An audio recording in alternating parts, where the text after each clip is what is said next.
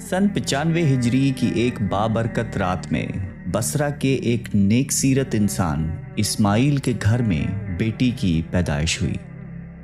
گھر میں 3 بیٹیاں پہلے سے تھی، تاہم چوتھی کا نام رابعہ رکھا گیا۔ حضرت رابعہ بصری کا شمار اسلام کے ان پاک خواتین میں ہوتا ہے جن کی زندگی ابتدا سے انتہا تک درویشی اور بے نیازی کا مثال ہے۔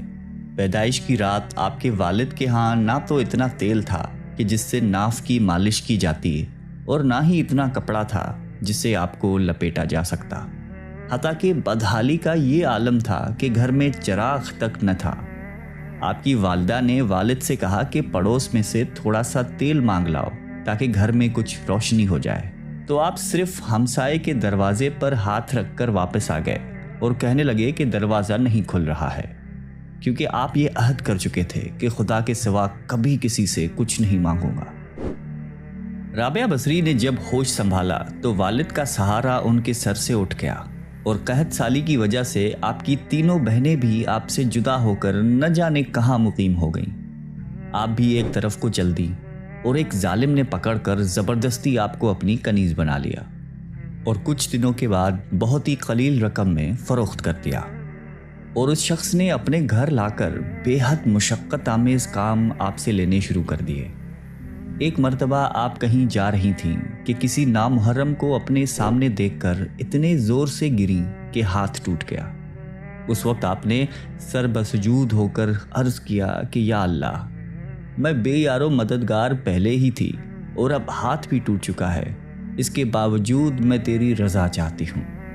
چنانچہ ندائے غیب آئی کہ اے رابعہ، غمگین نہ ہو، کل تجھے وہ مرتبہ حاصل ہوگا کہ فرشتے بھی تجھ پر رشک کریں گے۔ یہ سن کر آپ خوشی خوشی اپنے مالک کے ہاں پہنچ گئیں، اور آپ کا یہ معمول رہا کہ دن میں روزہ رکھتی اور رات بھر عبادت میں صرف کر دیتی۔ ایک شب جب آپ کے مالک کی آنکھ کھلی تو اس نے حیرت سے چاروں طرف دیکھا، اور اس وقت ایک کونے میں آپ کو سجدے میں پایا اور آپ کے ارد گرد نور دیکھا، جبکہ آپ اللہ تعالیٰ سے یہ عرض کر رہی تھیں کہ اگر میرے بس میں ہوتا تو ہر وقت تیری عبادت میں گزار دیتی، لیکن چونکہ تو نے مجھے غیر کا محکوم بنا دیا ہے، اس لیے تیری بارگاہ میں دیر سے حاضر ہوتی ہوں۔ یہ سن کر آپ کے آقا بہت پریشان ہو گئے اور یہ عہد کر لیا کہ مجھے تو اپنی خدمت لینے کی بجائے الٹی ان کی خدمت کرنی چاہیے۔ چنانچہ صبح ہوتے ہی آپ کو آزاد کر دیا اور فرمایا کہ آپ یہیں قیام فرمائیں تو میرے لیے باعث سعادت ہے، ویسے آپ اگر کہیں اور جگہ جانا چاہیں تو آپ کو اختیار ہے۔ یہ سن کر آپ حجرے سے باہر نکل آئیں اور ذکر و شغل میں مشغول ہو گئیں۔ آپ شب و روز میں 1000 رکعت پڑھا کرتی تھی اور گاہے بگاہے حضرت حسن بصری کے واعظ میں بھی شریک ہوتی۔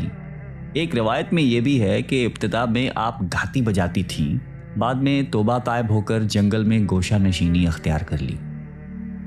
آپ نے علوم ظاہری حاصل کرنے کے لیے کوفے کا رخت سفر باندھ لیا، جو اپنے وقت میں بہت بڑا علمی مرکز تھا۔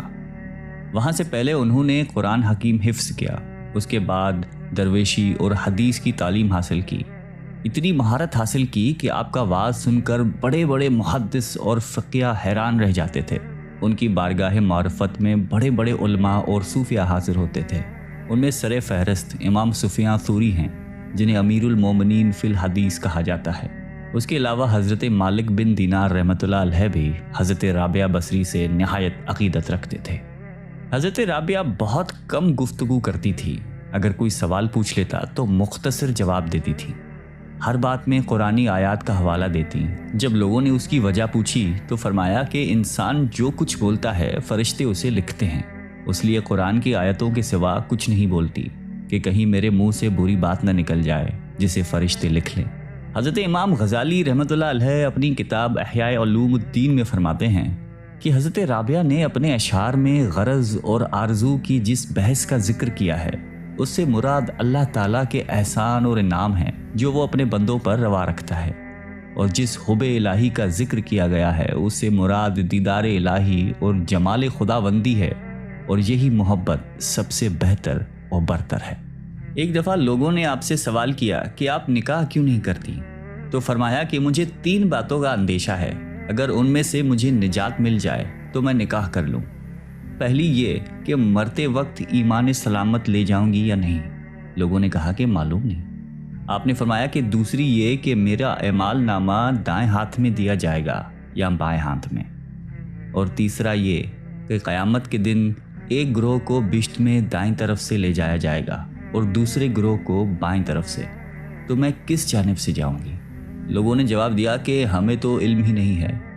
تو حضرت رابعہ فرماتی ہیں کہ جسے اتنے سارے غم ہوں وہ عورت شوہر کی خواہش کیسے کر سکتی ہے؟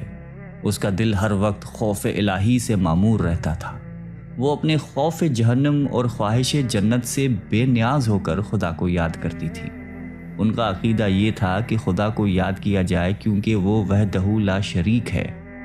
اس محبت کا مقصد باری تعالیٰ کی خوشنودی حاصل کرنا ہو، اس کا دیدار حاصل کرنا ہو۔ آپ ہمیشہ روتی تھی، فرمایا کرتی تھیں کہ میں نے صرف اللہ تعالیٰ ہی سے محبت کی ہے، ڈرتی ہوں کہ مرتے وقت آواز نہ آئے کہ رابعہ تو ہمارے لائق نہیں۔ وہ ہمیشہ کھردرے کمبل کا کرتا پہنتی تھیں اور وصیت فرماتی تھیں کہ مرنے کے بعد اسی میں دفن کی جاؤں۔ ان کے انتقال کے بعد ایک خاتون نے انہیں خواب میں دیکھا کہ بہت ہی قیمتی ریشمی کرتا پہنے ہوئی تھی۔ خاتون نے سوال کیا کہ کمبل کا کرتا کہاں گیا؟ تو جواب میں کہنے لگی کہ رحمان نے اس کرتے کی بدلے میں یہ کرتا عطا فرمایا ہے۔ اس عورت نے کہا کہ قرب الہی کے حصول کا کوئی طریقہ بتائیں۔ تو جواب دیا کہ قرب الہی کے لیے یاد الہی سے بہتر کوئی چیز نہیں۔ اکثر وہ اشعار پڑھا کرتی تھیں جن کا ترجمہ کچھ یوں ہے: اے میرے آقا، بندے خلوتوں میں تیرا قرب ڈھونڈتے ہیں، تیری عظمت کے گیت سمندر میں مچھلیاں گاتی ہیں، اور تیرے مقدس جلال کی وجہ سے موجیں ایک دوسرے سے ٹکراتی ہیں۔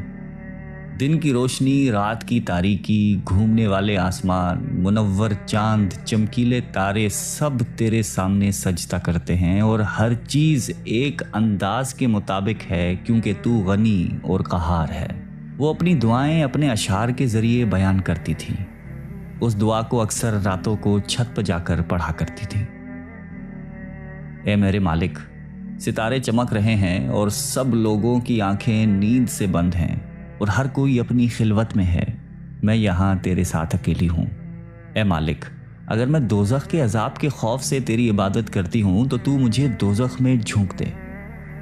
اگر میں جنت کی توقع میں تیری عبادت کرتی ہوں تو مجھے جنت سے محروم کر دے، لیکن اگر میں محض تیری خاطر عبادت کرتی ہوں تو مجھ سے اپنے حسن لا زوال کو پوشیدہ نہ رکھنا۔ وہ فرماتی تھیں کہ کوئی انسان کس طرح توبہ کر سکتا ہے جب تک اس کا مالک اس کو اس کی توفیق عطا نہ کرے اور اسے قبولیت نہ بخشے۔ اگر وہ تمہاری طرف رخ کرے گا تو تم بھی اس کی طرف رخ کرو گے۔ فرماتی تھیں کہ اللہ تعالیٰ سے قناعت پسند دل مانگو، یہ بہت بڑی نعمت ہے۔ دل کو قابو میں رکھنا اور اختیار ہونے پر ناجائز خواہشوں کو روکنا مردانگی ہے۔ ایک مرتبہ لوگوں نے عرض کیا کہ آپ کی شیرین بیانی تو اس قابل ہے کہ آپ کو مسافر خانے کا نگران مقرر کر دیا جائے۔ فرمایا کہ میں تو خود ہی اپنے مسافر خانے کی محافظ ہوں، کیونکہ جو کچھ میرے اندر ہے اسے باہر نکال دیتی ہوں، اور جو میرے باہر ہے اس کو اندر جانے نہیں دیتی۔ اس لیے مجھے کسی کی آمد و رفت سے کوئی سروکار نہیں ہے، کیونکہ قلب کی نگہبان ہوں، خاکی جسم کی نہیں۔ ایک مرتبہ آپ سے سوال کیا گیا کہ آپ ابلیس کو دشمن تصور کرتی ہیں؟ فرمایا کہ میں تو رحمان کی دوستی میں مشغولیت کی وجہ سے ابلیس کی دشمنی کا تصور ہی نہیں کرتی۔ عالم خواب میں حضور اکرم صلی اللہ علیہ وآلہ وسلم نے آپ سے فرمایا کہ کیا تو مجھے محبوب رکھتی ہے؟ تب رابعہ نے عرض کیا کہ وہ کون بد نصیب ہوگا جو آپ کو محبوب نہ رکھتا ہو، لیکن میں تو حب الہی میں ایسی غرق ہوں کہ اس کے سوا کسی کی محبوبیت کا تصور تک نہیں آتا۔ یہی وجہ ہے کہ میں کسی کی محبوبیت کا احساس تک باقی نہیں رکھتی۔ لوگوں کے اس سوال پر کہ محبت کیا شے ہے، آپ نے فرمایا کہ محبت ازل سے ہے اور ابد تک رہے گی، کیونکہ پورے عالم میں کسی نے اس کا ایک گھونٹ تک نہیں چکھا، جس کے نتیجے میں محبت اللہ تعالیٰ میں ضم ہو کر رہ گئی۔ ایک مرتبہ کسی نے سوال کیا کہ آپ جس کی عبادت کرتی ہیں کیا وہ آپ کو نظر بھی آتا ہے؟ تو فرمایا کہ اگر نظر نہ آتا تو عبادت کیوں کرتی؟ لوگوں نے جب آپ سے سوال کیا کہ خدا بندے سے کس وقت خوش ہوتا ہے، فرمایا کہ جب بندہ محنت پر اس طرح شکر ادا کرتا ہے جیسا کہ نعمت پر ادا کرتا ہے۔ آپ اکثر فرمایا کرتی تھی کہ صرف زبانی توبہ کرنا جھوٹے لوگوں کا فعل ہے، کیونکہ اگر سچے دل کے ساتھ توبہ کی جائے تو دوبارہ کبھی توبہ کی ضرورت پیش نہ آئے۔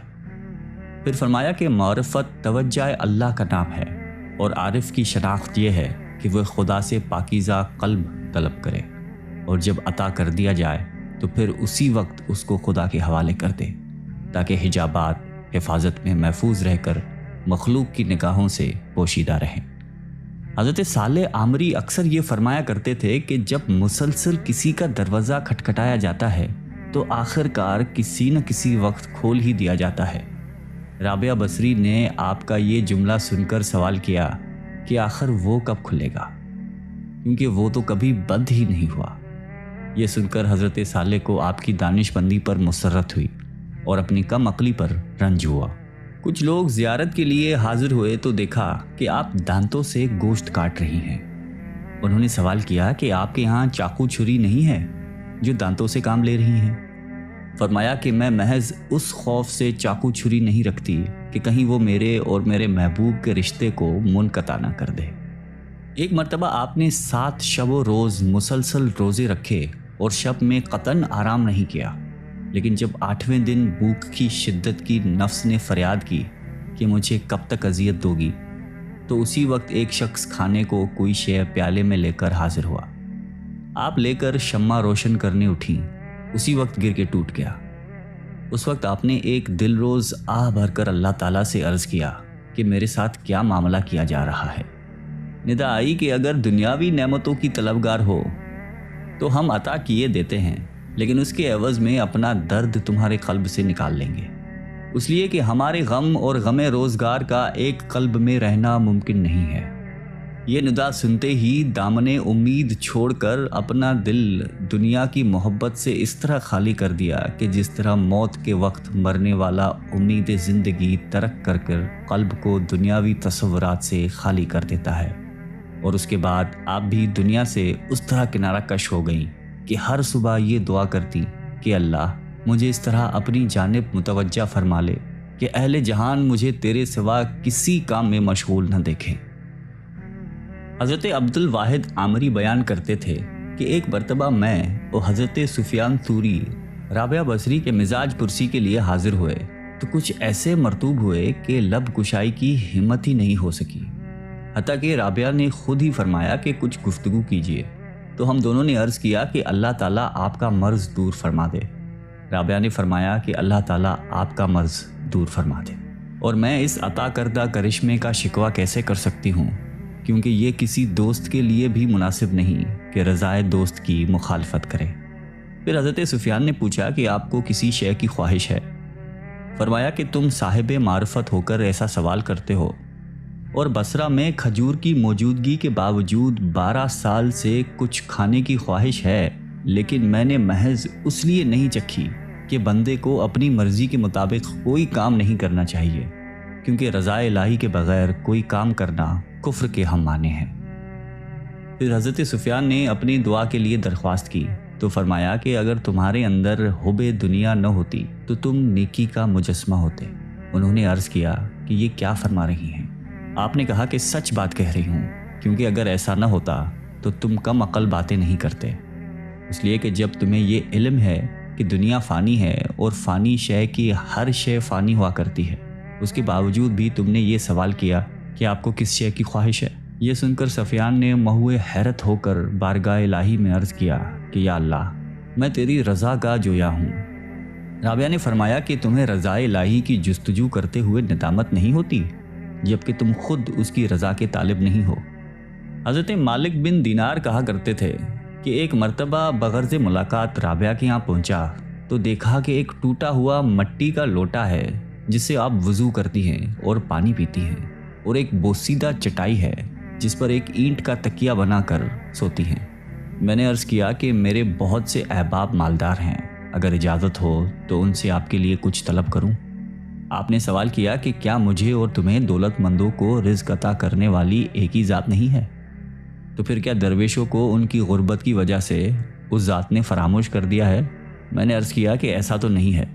فرمایا کہ جب وہ ذات ہی فرد کی ضروریات سے واقف ہے تو پھر ہمیں یاد دہانی دلانے کی کیا ضرورت ہے، اور ہمیں اس کی خوشی میں خوش ہونا چاہیے۔ مشائخین بصرہ میں سے ایک شیخ آپ کے ہاں جا کر بیٹھے اور بیٹھے بیٹھے دنیا کی شکایتیں کرنے لگے، تو رابعہ نے فرمایا کہ غالباً آپ کو دنیا سے بہت لگاؤ ہے، کیونکہ جو شخص جس سے زیادہ محبت کرتا ہے اسی کا ذکر بہت زیادہ کرتا ہے۔ اگر آپ کو دنیا سے لگاؤ نہ ہوتا تو آپ کبھی دنیا کا اس کثرت کے ساتھ ذکر نہ کرتے۔ وفات کے وقت آپ نے مجلس میں حاضر مشائخین سے یہ فرمایا کہ آپ حضرات یہاں سے ہٹ جائیں، ملائکوں کے لیے راستہ چھوڑ دیں۔ چنانچہ سب باہر آ گئے اور دروازہ بند کر دیا۔ اس کے بعد اندر سے یہ آواز سنائی دی کہ اے مطمئن نفس، اپنے مولا کی جانب لوٹ چل۔ اور جب کچھ دیر کے بعد اندر سے آواز آنا بند ہو گئی تو لوگوں نے جب اندر جا کر دیکھا تو روح قفس انصری سے پرواز کر چکی تھی۔ مشائقین کا قول ہے کہ رابعہ نے خدا کی شان میں کبھی کوئی گستاخی نہیں کی اور نہ کبھی دکھ سکھ کی پرواہ کی، اور مخلوق سے کچھ طلب کرنا تو درکنار، اپنے مالک کے حقیقی سے بھی کچھ نہیں مانگا، اور انوکھی شان کے ساتھ دنیا سے رخصت ہو گئیں۔